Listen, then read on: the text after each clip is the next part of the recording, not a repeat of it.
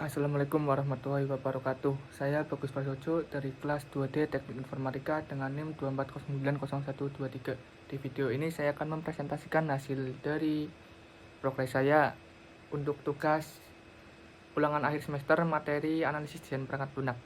Di dalam tugas ini saya mengambil judul untuk contohnya yaitu tracking lokasi dosen.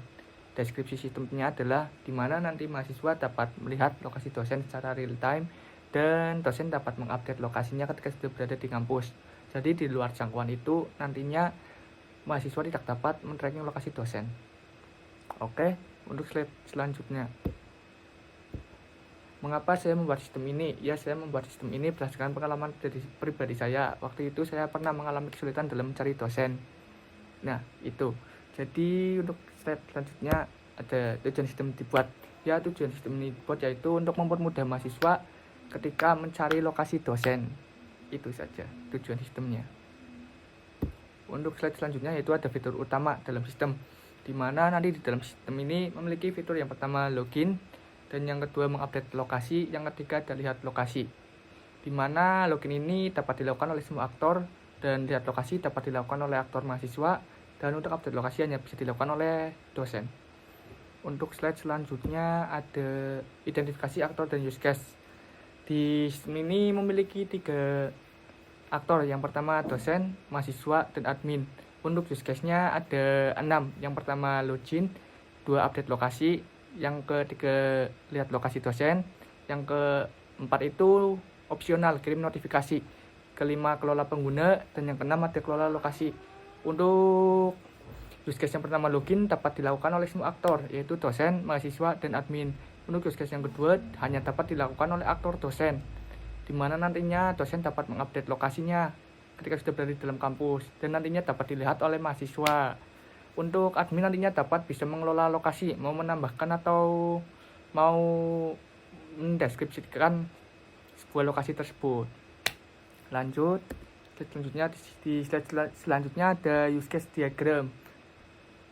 Jadi use case diagram ini dibuat bertujuan untuk menggambarkan sebuah interaksi antara aktor dan sistem berdasarkan sudut pandang dari pengguna atau user.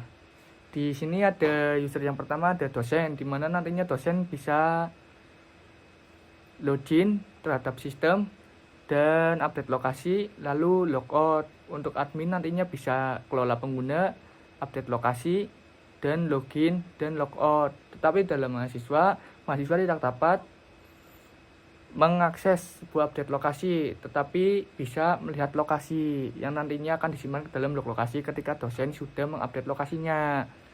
Untuk yang selanjutnya yaitu ada activity diagram. Ya, activity diagram adalah sebuah diagram yang menggambarkan aktivitas berdasarkan aktornya, aktor kepada sistem. Yang pertama di sini ada elemen start. Yang kedua di sini saya activity dengan elemen berwarna kuning, dan untuk actionnya elemen berwarna oranye.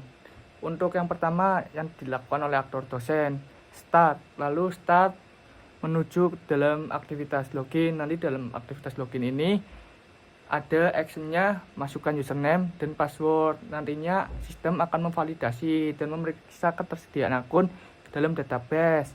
Setelah itu nanti si database ini akan mengecek apakah akun ini tersedia atau tidak. Jika tidak tersedia, maka akan dikembalikan lagi ke dalam form login. Tetapi jika tersedia, maka langsung menampilkan menu utama sesuai dengan aktornya. Misalnya dosen nantinya akan dilempar ke dalam menu dosen, dan nantinya di dalam menu utama dosen ini dosen dapat mengupdate lokasi, dan nantinya si sistem akan menerima update dan akan disimpan data log lokasinya di dalam database, lalu dosen bisa logout. Untuk activity diagram yang kedua yaitu aktornya admin.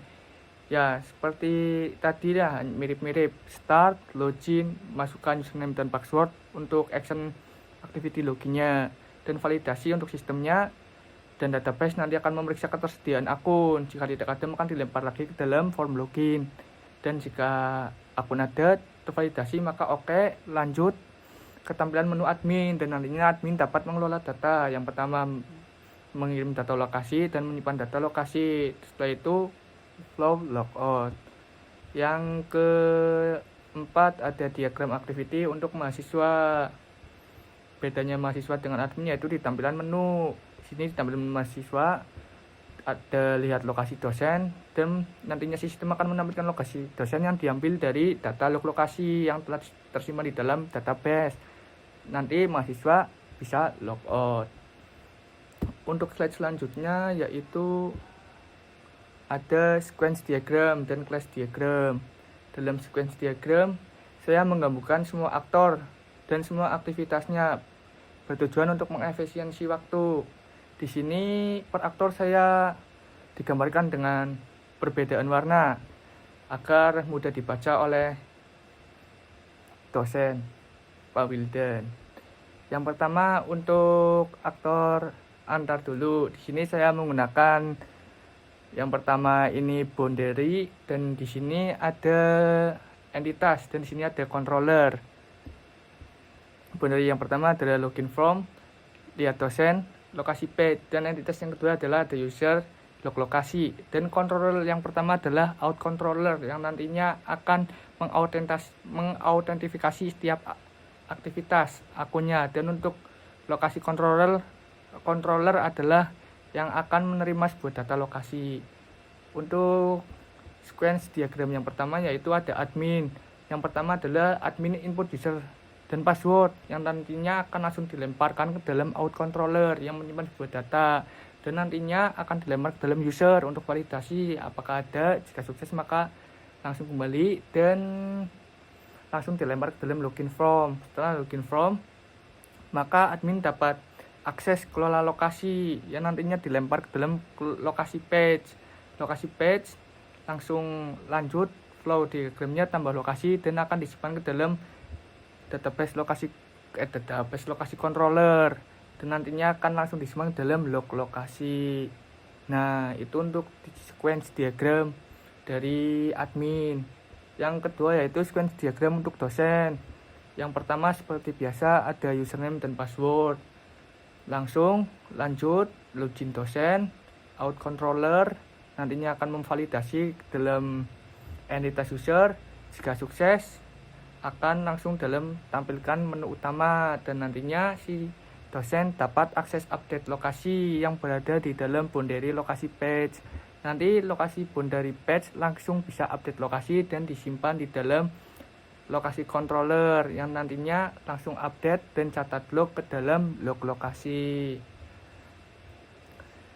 Yang ketiga ada sequence diagram dari mahasiswa yang berwarna hijau. Yang pertama seperti biasa input username dan password. Selanjutnya login mahasiswa dilempar ke dalam out controller, validasi, dan user akan menerima. Jika sukses akan langsung ditampilkan ke dalam menu utama, dan nantinya si mahasiswa ini dapat lihat akses lokasi dosen.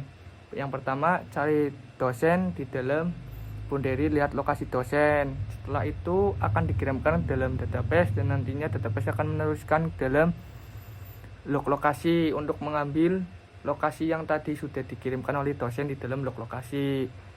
Setelah itu lokasi akan dikirimkan kembali ke dalam out controller dan akan dilempar lagi ke dalam lihat lokasi dosen, dan lokasi dosen akan menampilkan kepada mahasiswa.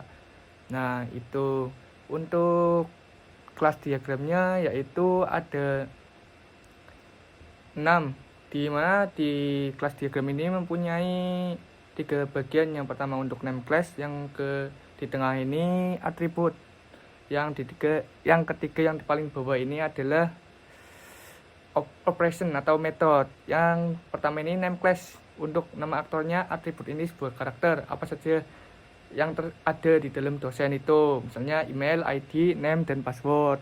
Dan untuk operasinya adalah apa yang bisa dilakukan oleh si dosen tersebut. Nah, ini untuk kelas diagramnya. Selanjutnya yaitu ada kesimpulan dan penutup. Jadi kesimpulannya adalah sistem ini dirancang untuk mempermudah mahasiswa dalam mencari lokasi dosen. Dan di sini ada desain interface. Nah, untuk selebihnya ada di dalam laporan yang sudah terlampirkan di dalam link laporan. Terima